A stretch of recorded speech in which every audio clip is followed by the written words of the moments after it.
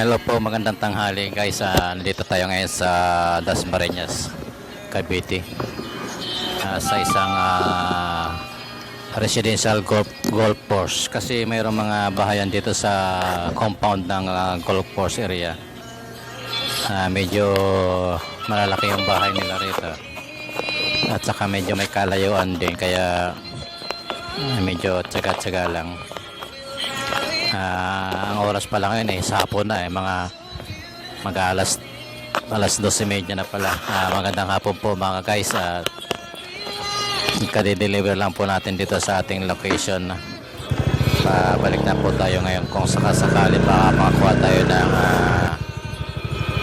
tayo ng customer sa daan, kaya dahan-dahan lang tayo magpapatakbo.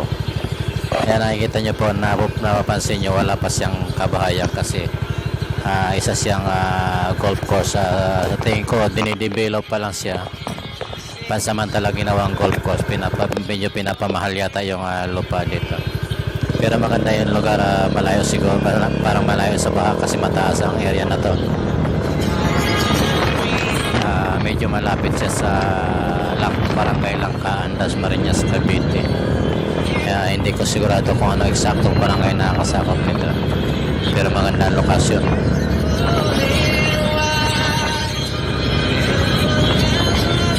Sa mga kaibigan nating riders, mega shoutout sa inyong lahat. Tsaga-tsaga lang tayo kahit ano mangyari. Mag-iingat po tayo sa kalsada. Sa ating mga kaibigan po sa YouTube, sa YT, sa ating mga subscriber, maraming salamat po sa live stream. Maraming salamat po sa inyong lahat sa pagsuporta. Kahit ano mangyari po, at kahit konti ng minsan, tsaga-tsaga lang, papasan at makakarami rin tayo ng views. Sa aking mga member o nagpa-member, maraming salamat po. Sana patuloy po tayong pagpalain ng Panginoon.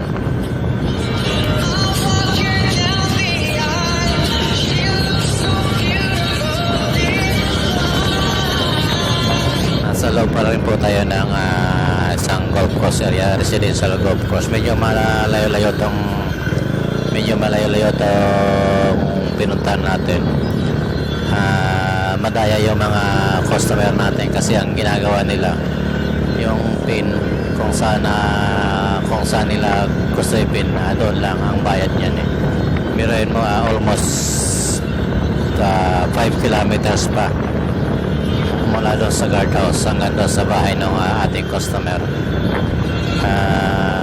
Nakatipid po sila, pero tayo naman po ang medyo gumastos sa layo. Parang nagulangan yata tayo ron ng mga 5 kilometers. Kung sa 5 piso na lang, hindi yung 5 kilometers po magkano rin yan, 25 pesos din pandagdag sana sa gasolina. Sa ngayon po, napakamahal ng gasolina. Pinakamura ngayon 73.80 ganyan. Mayroon 73.70 ganon. Depende po sa mga gasolinahan. Shoutout sa mga customer na hindi parehas, yung mga hindi naglalagay ng pin sa eksaktong lugar para lamang po makatipid. Wala po problema kung nagtitipid po tayo. Wag na po natin ipaship, ipahatid na lang po natin doon sa mga binibilhan natin. Kaya pick upin na lang po natin sa ating mga binibilhan. Kasi sa totoo lang po, kapag hindi nyo ipinin po doon sa inyong bakuran, yung pin po, yung Google Map, hindi po kayo nag-pin doon sa inyong bakuran mismo, makakatipid po kayo ng ilang kilometer at pwede nyo pang mailigaw yung mga riders. Kami naman po, bumabase lang po kami doon sa pin or kung saan halimbawa pinin nyo po yan sa guardia, hanggang doon lamang po ang bayad ng ang sisingilin namin sa inyo. Pero nyo po yung gasolina ngayon napakamahal. Mega shoutout po sa inyo lahat. Di bali po sana mayroong mga customer na alam naman po nila na malayo, sasabihin po magdadagdag na lamang po. Yung kusa naman po, kasi hindi naman po ako po bilang isang rider, hindi po ako naniningil sa mga ganon. Ang gusto ko lang, ang akin lang, kung total naman medyo nakakaluwag-luwag kayo sa buhay, kaunting konsiderasyon. Huwag po tayong masyadong alam nyo na, pagpapalain po tayo ng Panginoon kapag tayo mapagbigay.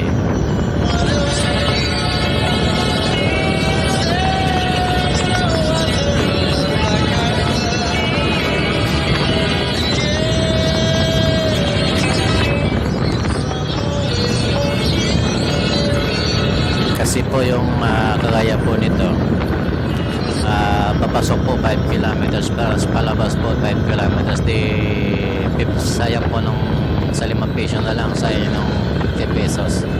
Yung 50 pesos po, kalahating litro lang po ng gasolina, mahigit yung mabibili po natin at saka dagdag kita po sana sa mga riders yun. Kasi kung laging ganyan at meron kang 5 customer na ganyan, hindi magpipin doon sa kanilang gate, medyo magastos po. Pag-compute nyo po sa hapon, sa gabi pag-uwi nyo, ang matitira po sa inyo ay pambili ng tuyo o kaya sardinas lamang. Paano po pag ang isang padre di pamilya ay umaasa lamang po doon sa kita sa maghapon? Halimbawa, meron kayong anak, meron kayong kasama sa bahay, yung meron kang 2 anak plus asawa, tapos meron ka pang kasama, halimbawa 2, 6 kayong kakain. Kumita ka ng sabihin na natin pinakamalaki is 400 pesos. Paano naman po yung 400 pesos po mabawasan po ng gasolina? Bawasan po natin ng gasolina yun na sa halagang 170. Hindi magkano na lamang po matitira? 230 pesos na lang po. Doon sa 230 pesos po, babawasan pa po yun ng 20%. Yung 400 po, babawasan po ng, sabihin natin 400 mo, binawasan mo ng 20%. Di magkano po ang matitira doon? 320 plus, minus 170.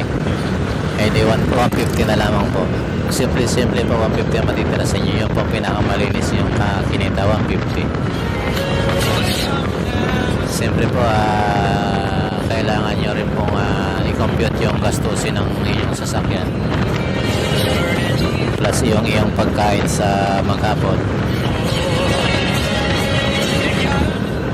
Kaya kahit anong hirap ng buhay po at talagang lumalaban pa rin tayo ng parehas, pero siguro yung iba kaya mayroong mga nababalitan na gumagawa ng hindi maganda dahil sa pahirap talaga. Yung mga apps operator naman po hindi nila kino-consider na magtaas, kasi ang iniisip nila pag nagtaas sila, wala silang magiging customer. Mababawasan yung customer nila, mababawasan lalo yung kita nila. Wala silang pakialam doon sa mga riders na umulan o uminit na nasa kalsada. Kailangan nagsusumikap para may pakain or maibulsa man lang kahit kaunti, kahit barya-barya man lang.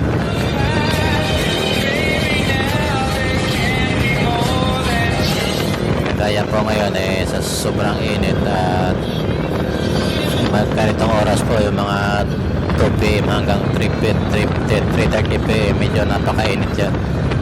Kasagsagan po ng init dahil yung init po ng kalsada at saka yung init ng araw nagsasalubong. Ikaw naman bilang isang rider, wala kang ibang proteksyon kundi yung damit mo lang.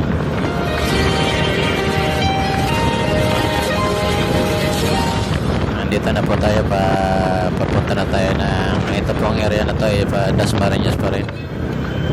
Dadaan po tayo ng paliparan sa Dasmariñas sa Bacoor.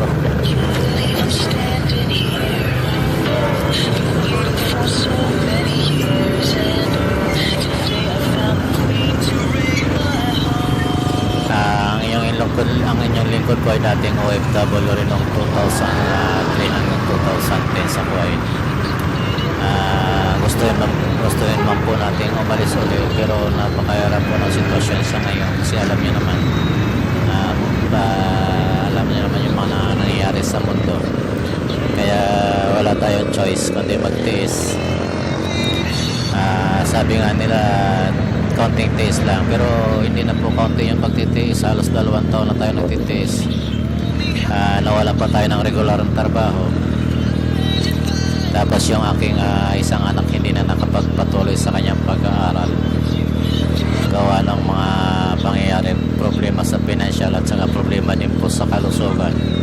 Kailangan po ingatan ng kalusugan, kaya kailangan tumigil muna din, at saka most important po yung financial ang naging problema, bigat po.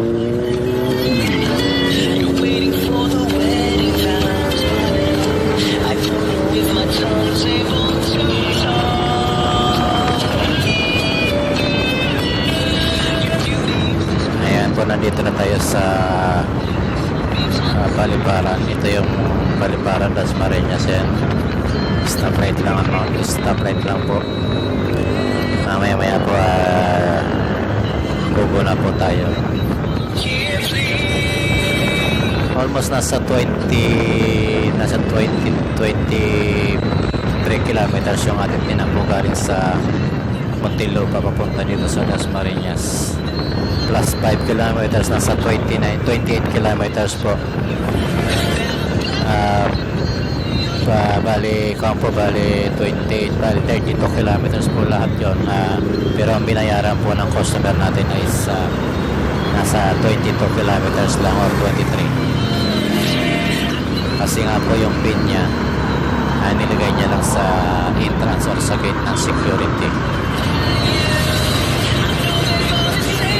Hindi namin pwede po na hindi mo ihatid sa bahay kasi na-pick up mo na at saka nandoon ka na, ihatid mo na, pagtiisan mo na, relax lang at cool lang. Huwag nang magalit, huwag nang high blood kasi tayo rin mga bigtukan. Kumbaga Panginoon na lamang po ang bahala sa kanila.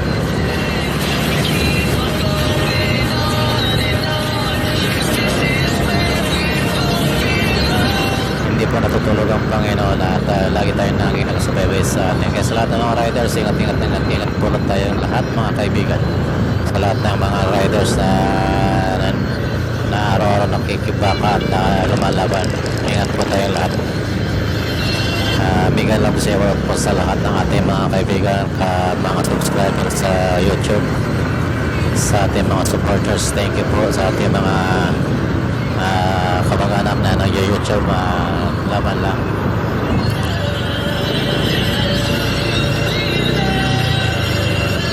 Nandito na po tayo ngayon sa may party ng Dasmariñas. Malapit na po tayo ng Bacoor. After po ng Dasmariñas